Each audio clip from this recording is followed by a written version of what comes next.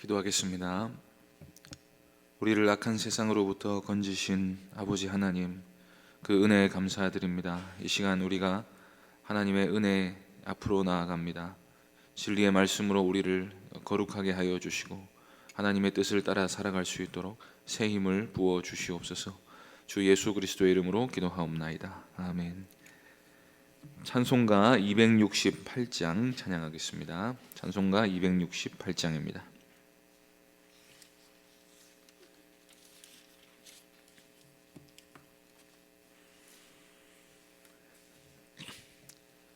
찬송가 268장 함께 찬송하겠습니다. 죄에서 자유를 얻게 함은 보혈의 능력, 주의 보혈. 시험을 이기고 승리하니 참 놀라운 능력이로다. 주의 보혈 능력이 또다. 주의 피 믿으오. 주의 보혈 그 어린 양의 매우 귀중한 피로다. 육체의 정욕을 이길 힘은 보혈의 능력, 주의 보혈. 정결한 마음을 얻게 하니 참 놀라운 능력이로다. 주의 보혈 능력이 또다. 주의 피 믿으오. 주의 보혈 그 어린 양의 매우 귀중한 피로다.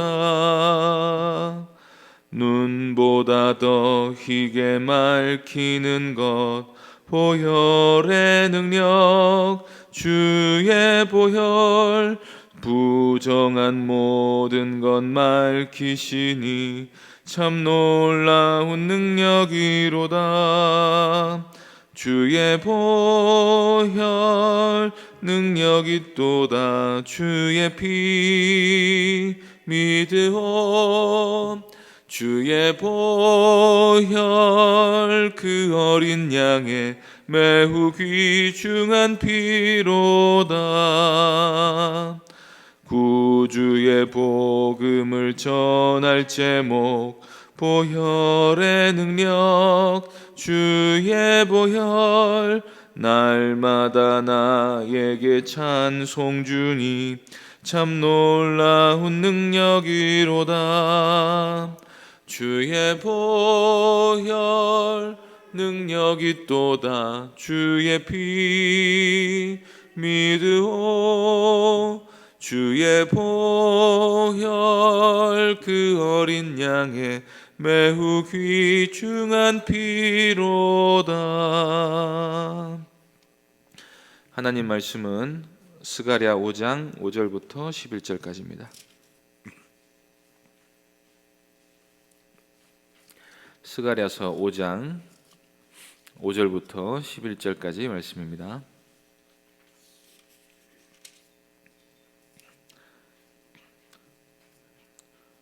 스가랴 5장 5절부터 11절까지 한 절씩 교독하겠습니다.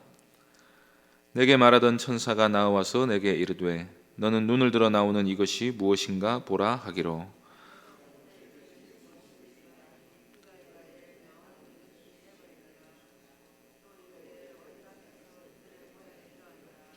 이 에바 가운데에는 한 여인이 앉았느니라 하니 그때 둥근 납 한 조각이 들리더라.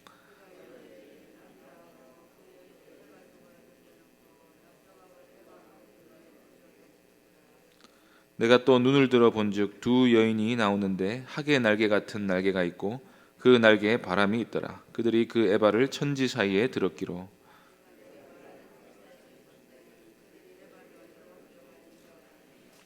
함께 읽겠습니다. 그가 내게 이르되 그들이 신할 땅으로 가서 그것을 위하여 집을 지으려 함이니라.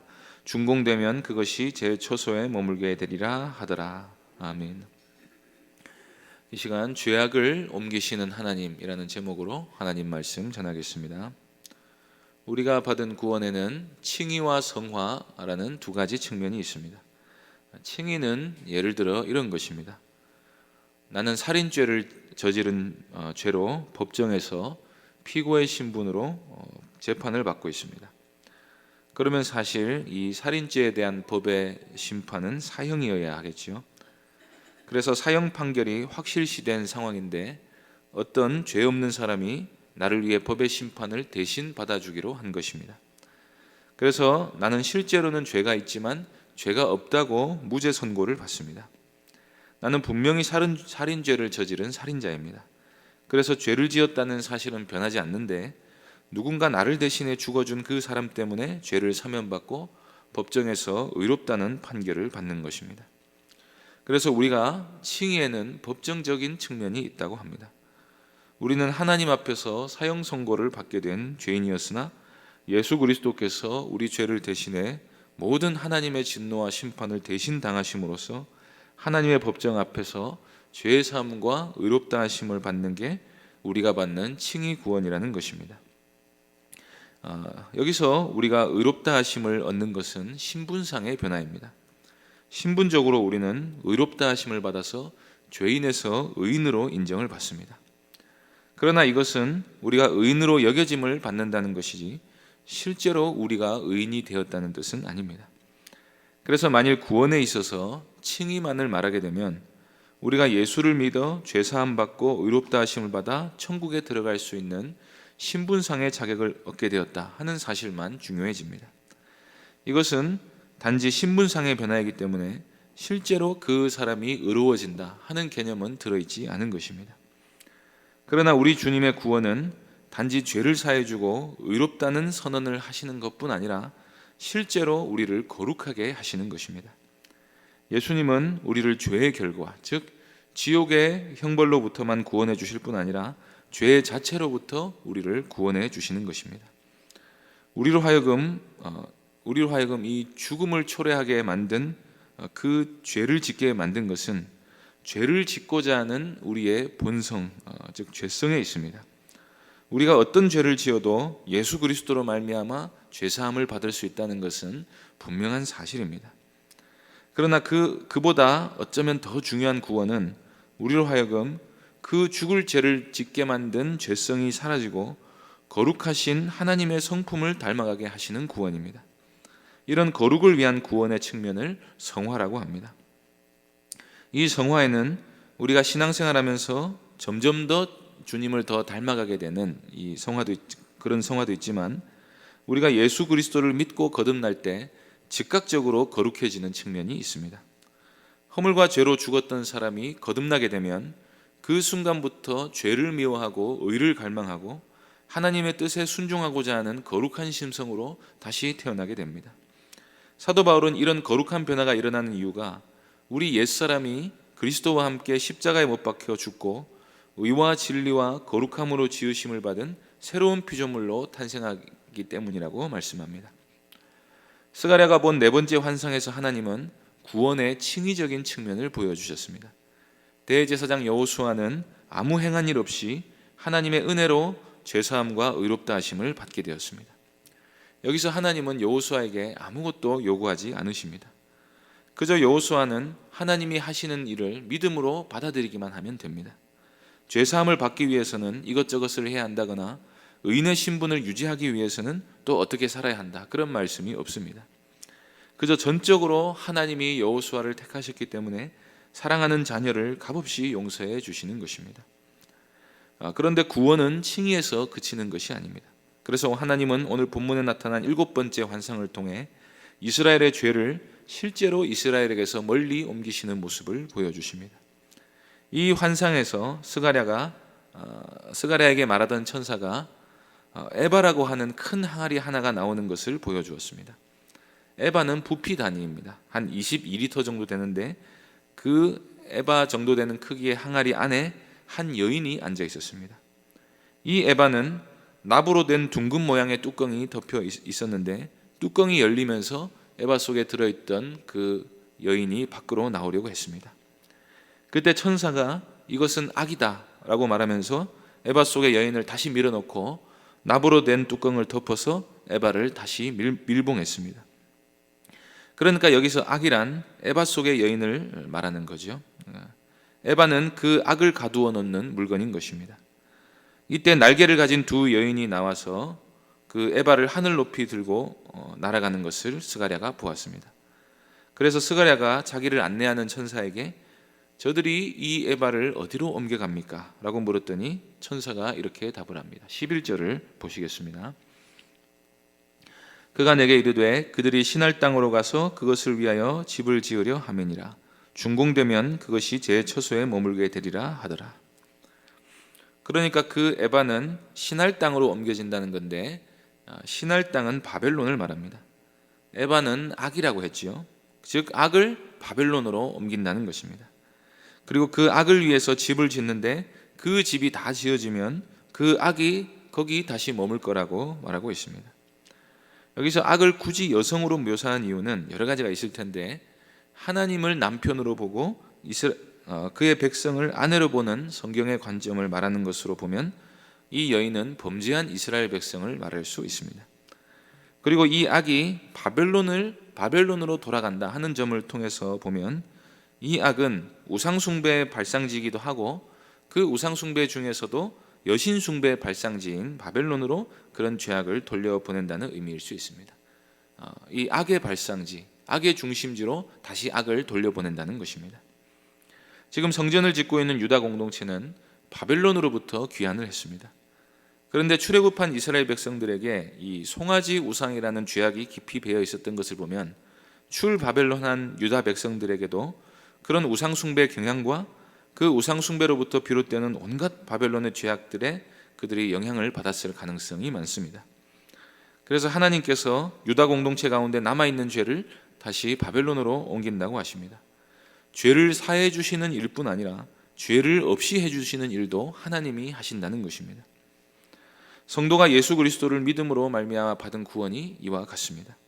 하나님께서는 우리를 구원하실 때 동이 서에서 먼 것처럼 우리 죄악을 우리에게서 멀리 옮기십니다. 우리로 하여금 죄 짓는 일을 피하게 만드십니다. 옛사람의 본성이 남아있어서 유혹을 받아 죄를 지었다 할지라도 반드시 회개하고 의와 거룩을 다시 추구하게 만드십니다. 하나님은 우리를 세상의 모든 악한 풍조로부터 멀리 옮기시고 악한 세대로부터 구원하십니다. 그래서 우리로 하여금 선한 일을 열심히 하는 하나님의 백성이 되게 만드십니다. 구원에는 반드시 이런 양면성이 있습니다. 우리의 죄된 모습이 있지만 그럼에도 불구하고 우리는 예수 그리스도로 말미암아 하나님 앞에서 흠없는 완전한 의인으로 인정을 받습니다. 그와 동시에 하나님은 우리를 죄된 모습 그대로 놓아두지 않으십니다. 죄악 자체를 성도로부터 멀리 옮기십니다. 그래서 그 죄는 그저 세상 가운데 있게 놔두시고 하나님의 백성들에게는 남아있지 않게 하시는 것입니다. 하나님이 우리에게 베푸신 구원이 바로 이처럼 우리를 거룩하게 만드시는 구원인 줄로 믿으시기 바랍니다. 하나님은 아브라함의 자손들이 의와 공도를 행하게 하시려고 아브라함을 택하셨다고 말씀하셨습니다. 천국에 들어가는 하나님 나라 백성들은 죄가 없는 사람들입니다. 천국에 들어가는 사람은 하나님의 뜻을 따라 의를 행하며 진실한 마음으로 타인을 위해 자신을 내어주는 그런 고귀한 사랑을 할 수 있는 사람들입니다. 이런 본질적인 거룩한 변화가 겨자씨만큼이라도 있어야 참으로 구원받은 신자라고 말할 수 있습니다. 그러므로 우리가 예수를 구주로 믿었다면 반드시 거룩한 삶을 살아야 합니다. 거룩한 삶을 살게 되는 것이 바로 우리가 받은 구원이기 때문입니다. 거룩한 삶으로 또 거룩에 도달하려는 것이 아니라 하나님이 이미 우리를 거룩하게 하셨기 때문에 거룩한 삶을 살아야 하는 것입니다. 오늘도 우리를 향하신 하나님의 이 거룩하신 뜻을 헤아려서 순종하는 자녀처럼 거룩을 위해 힘쓰는 모든 귀한 성도님들 되시기를 바랍니다.